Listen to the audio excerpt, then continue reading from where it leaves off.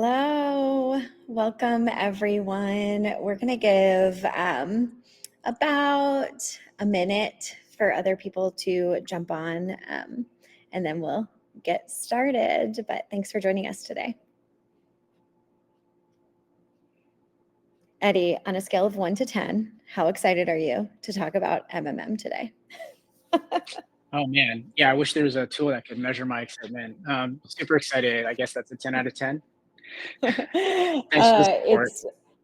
It's spoiler alert as we get to introductions, but Eddie has been living and breathing our MMM product for, I don't know, like how long? A year? Yeah, More? about yeah. Less? It's been probably Yeah. closer to a year and a half. We started like experimenting with it. Yeah, probably around the 18-month mark, and have been really just hands deep. Is that right? Knee deep into the whole product. Yeah, Yeah. heavily in the past year. It's been very exciting. Yeah. Lots of dynamic changes and learnings and all that fun stuff. Yeah. It's been kind of wild to watch the evolution of even our product, but I mean, from an industry perspective, the way kind of the philosophy around methodologies has shifted so dramatically, really in like the last, I'd say 6 to 12 months. It's really kind of like come to fruition, but it's interesting. It's a good time to be here having this conversation.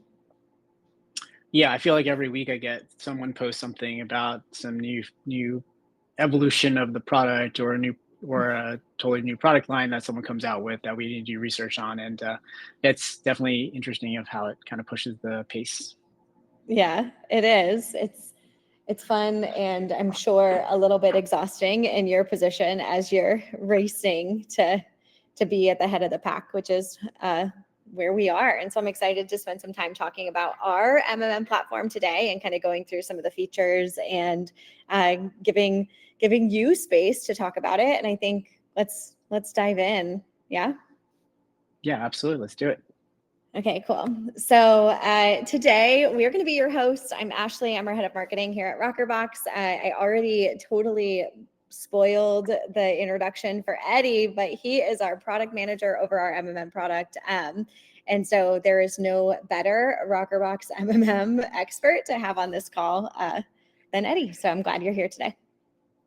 Yeah, thanks for the intro. I'm excited to help take us through this product features.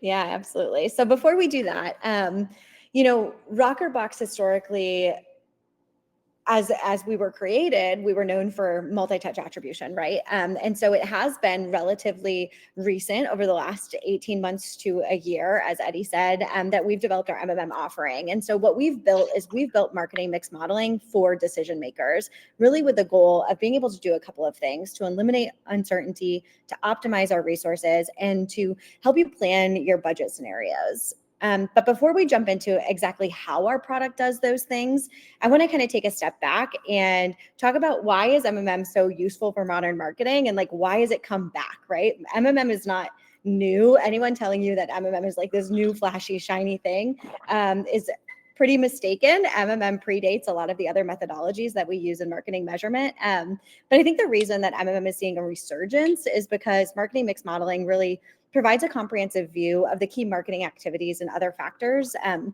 that impact revenue or sales. So it considers all of your channels and helps you understand the relative effectiveness of each of those.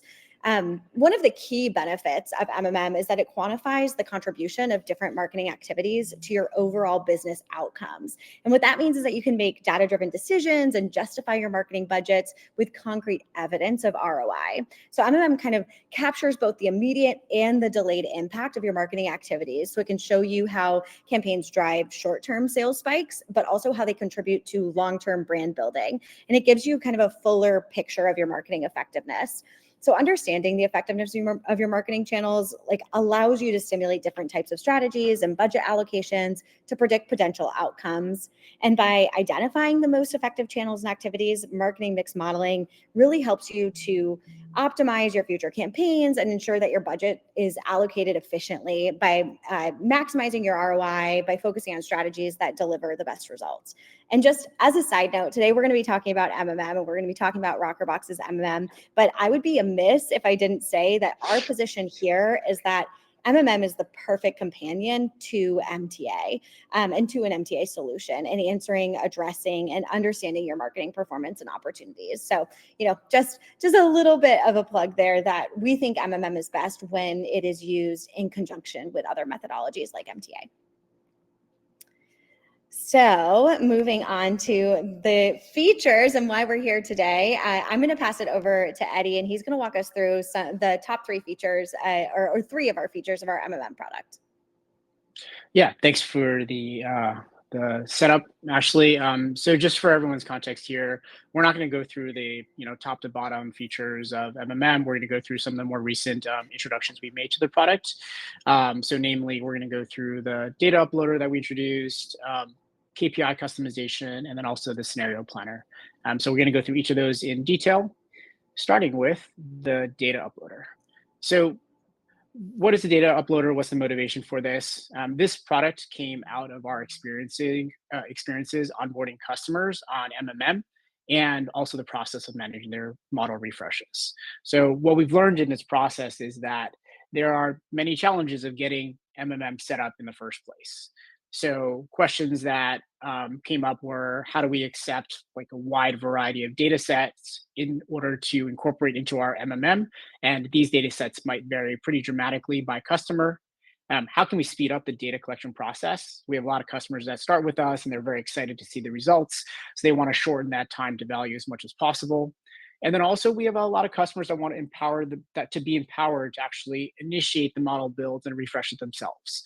How do we take Rockerbox out of the equation when it comes to actually kicking off these model refreshes so that customers can get these readouts much faster. So three main challenges that we're trying to address. And we introduced this data uploader in order to give our customers the flexibility to provide a wide range of factors, anything ranging from your traditional paid marketing to non-paid marketing and other external factors like macroeconomic effects, holidays, promotions, pricing changes, really any factor, you name it, that you think might be impacting your business. The flexibility of the tool that can support all of these. And then the other part is really just eliminating a Rockerbox criticality in this building process, where once you actually go ahead and upload all your data, you actually have the model build and refresh process at your fingertips. So you can upload the data, click a button, and actually kicks off the entire model build process. And after the model is built, all of your data within your product is going to be refreshed. So that's part of the exciting part of this product. The key features is that it allows customers to understand what features Rockerbox already collects automatically. There's a ton of platforms we integrate with, so you can pull down spend and revenue from these platforms automatically. Then there's a set of data that needs to be supplemented, right? So what additional data do you require? The uploader then supports basically selecting a CSV, TSV, any kind of spreadsheet format into the tool. And then it also performs a set of validations. So does the data look right? Are there missing dates? Do the start and end date ranges look right? Is there the average spend you have for a given channel make sense to you? And then assuming all that data looks correct, then you can kick off a model build process or initial model refresh as well. So one question that comes up is, why is it important to incorporate this wide range of data, right? So, including non-spend data. And I think when we talk to customers about marketing mix modeling, oftentimes they're really focused on the marketing part of it. But in our experience, when we analyze the results of the models that we've built for customers, we find that marketing really can be attributed anywhere from 70% all the way down to as little as 20% of what impacts the customer's total revenue. That means there's cases where the customers have close to 80% of their revenue driven by non-marketing factors. All those factors we talked about earlier, they could be kind of your base trend, they could be external factors, they could be just things that are not necessarily driven by how much you're spending on Google or Facebook. So because of that, it's really important we have a way to control for this in our modeling to avoid over attributing revenue towards just marketing alone.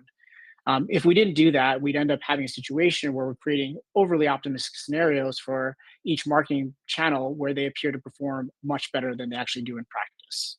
So the UI uploader gives our customers the flexibility to include all these inputs into the model directly with a simple uploader tool. So that rounds out our first feature.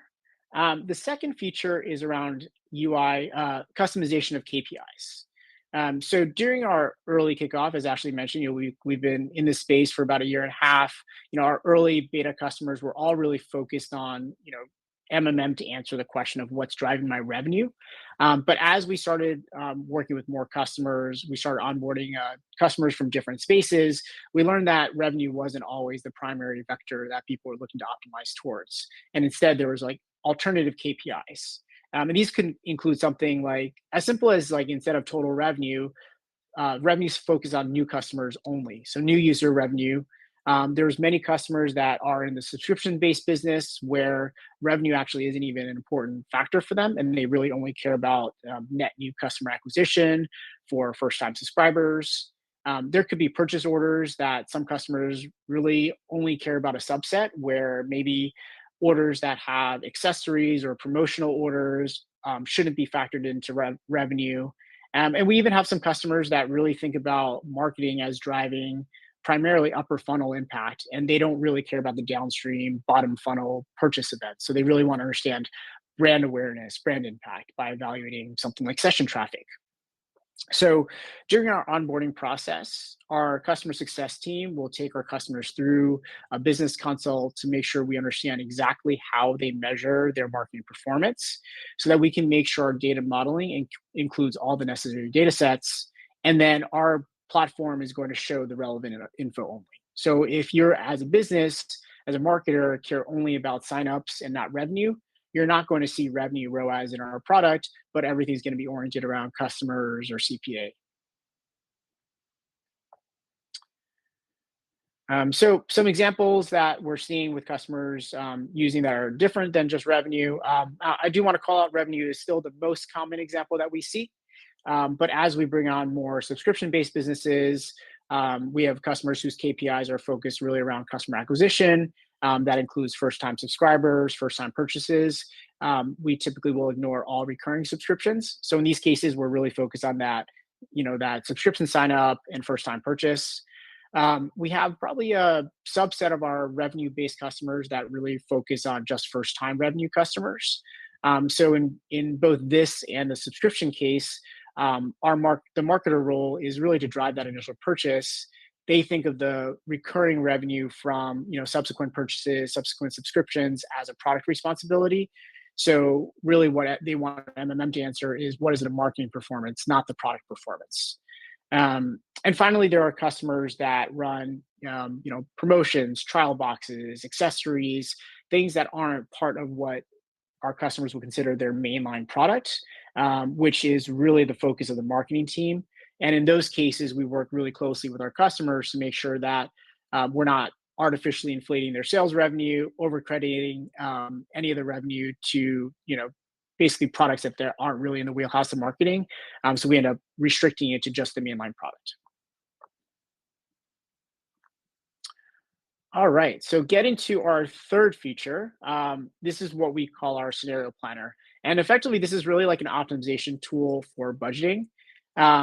We've heard from customers that one of the things that they want to see more out of Rockerbox is this idea that we provide all these great analysis tools, we help them understand their data, but they actually want to take that next step, which is what recommendations do we actually have based on the analysis and the insights we have.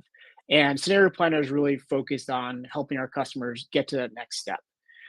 So with Scenario Planner, the customers are solving this problem where they now have a clear framework to understand, what are their media plans aiming to achieve, and they have different goals that they can set for maximizing revenue, minimizing ROAS, expanding budget, or setting other objectives based on what they're trying to do with their media plan for the next quarter, next month. The Scenario Planner will allow our customers to define these goals and to create their optimal plans based on these goals themselves. They can have all these different scenarios. They can run them side by side. They can toggle between them. They can set specific budgets. And they can also add any additional constraints as well. Is there a particular ROAS or CPA goal they have per channel?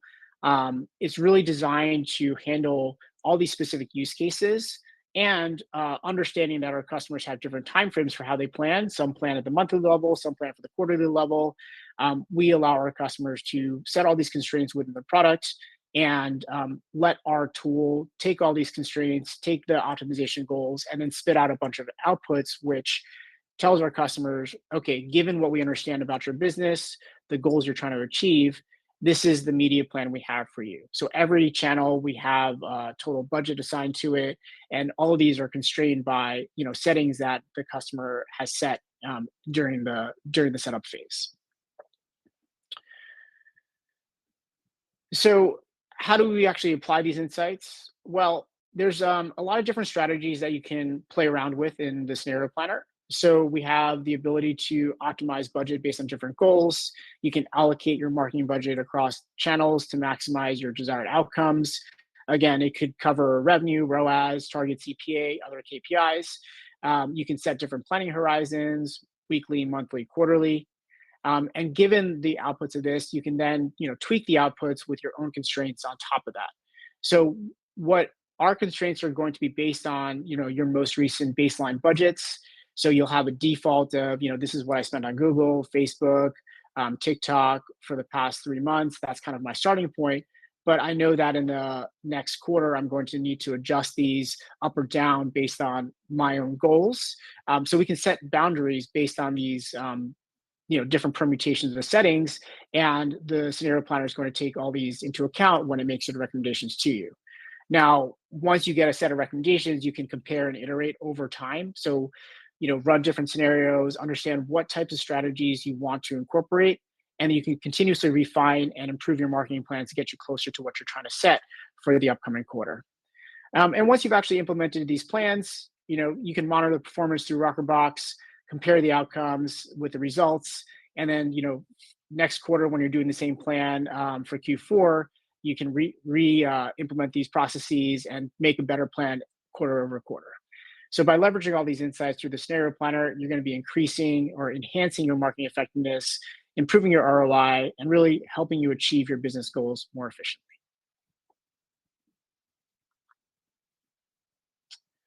All right. So what's next on the roadmap? I want to bucket this into like maybe three major categories. So first of all, there's a ton of outputs in the model that we want to start putting more into the UI. There's area that we want to invest further in terms of making that time to value even faster for building and refreshing models.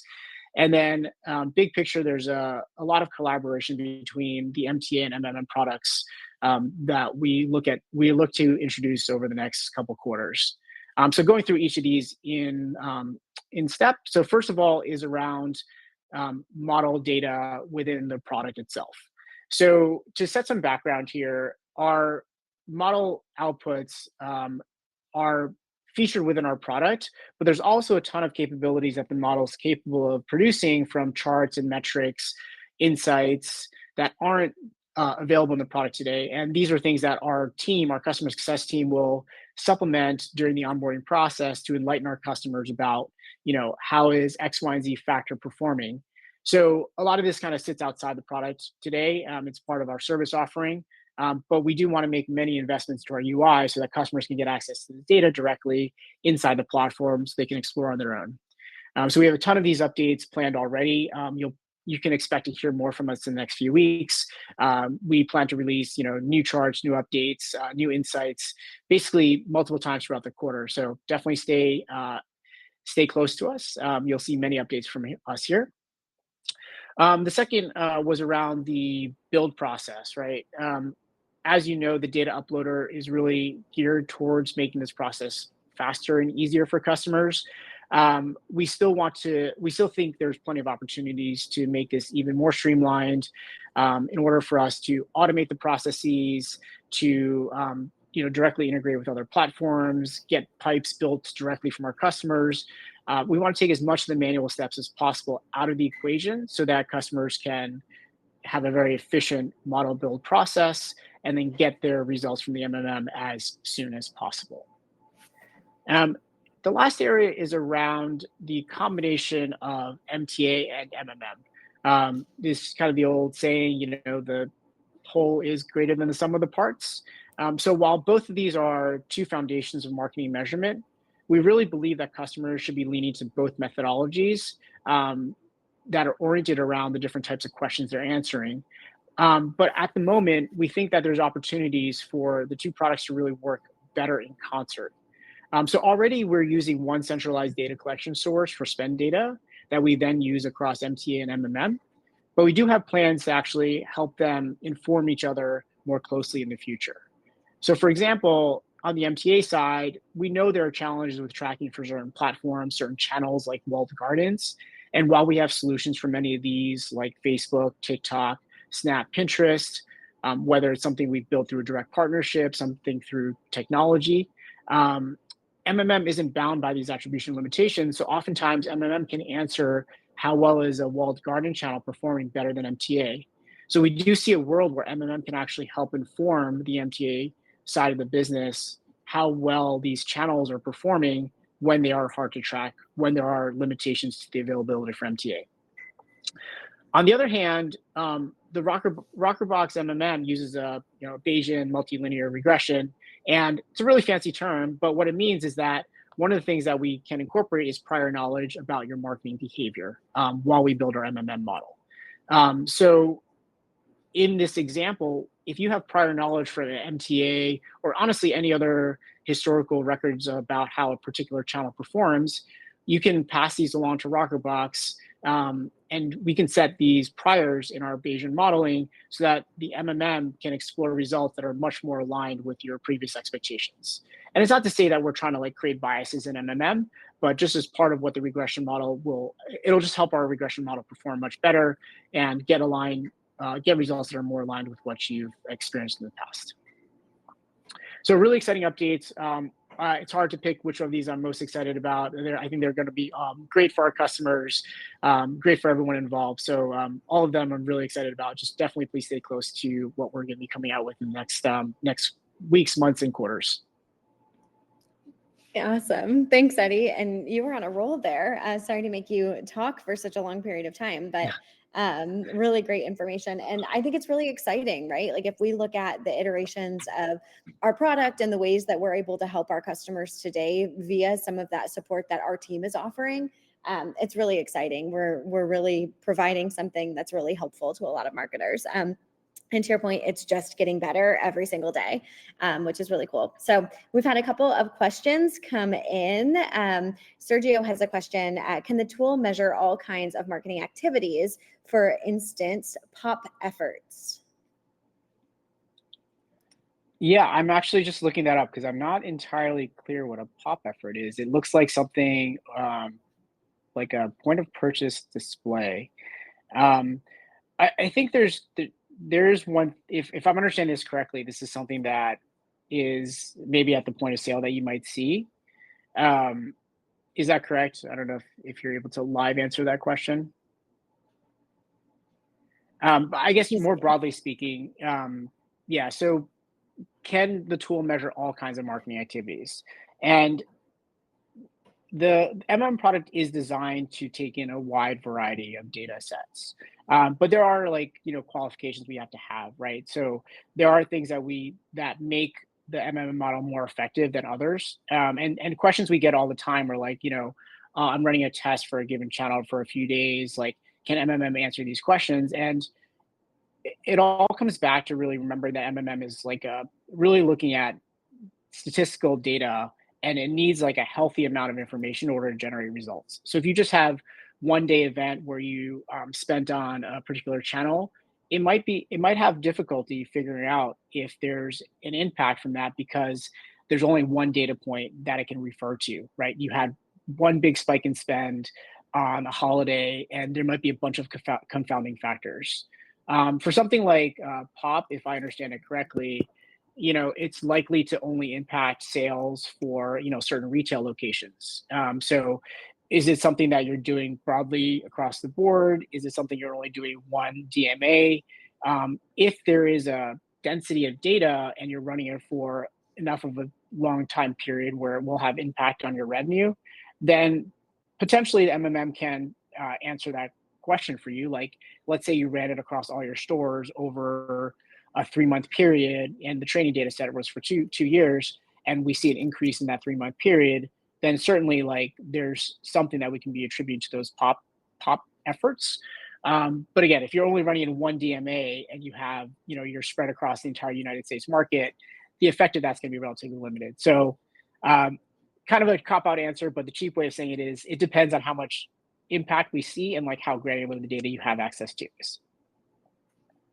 Yeah, thanks, Eddie. Okay, we've got a couple other questions in here. One of them is, let's see. If a client only has 1 year of data, are they still a good candidate? It's a good question. Great. So 1 year data, there's kind of two things we have to be careful of with only having 1 year of data. So one thing that MMM is going to control for is the seasonality of your business. And most businesses have some seasonal component where, maybe they spike throughout the summer and then drop off during the winter or vice versa. And there's also like day of week seasonality as well.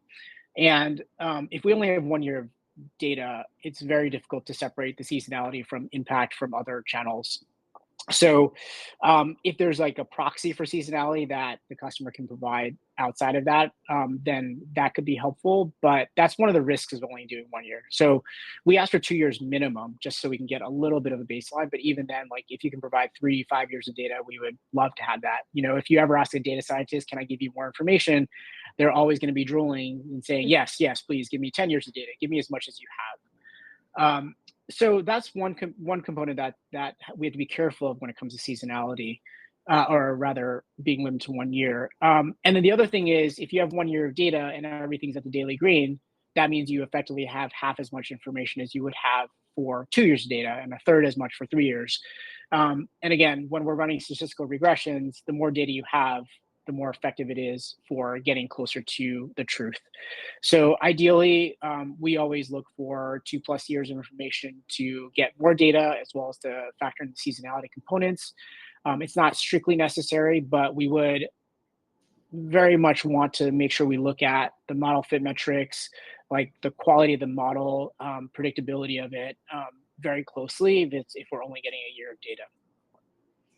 Yeah, I think that's a good point. I think it's really like, it kind of hammers home your point that MMM is not perfect to answer every question. And I think especially when a methodology is like kind of in its peak and everybody's talking about it and everybody's like MMM, it's easy to be like, yeah, MMM must be the answer for everything for everyone all the time. And the reality is, like, this is why we're spending so much time really focusing on like, what is marketing mix modeling? Like what does this actually do? And how does it actually answer questions?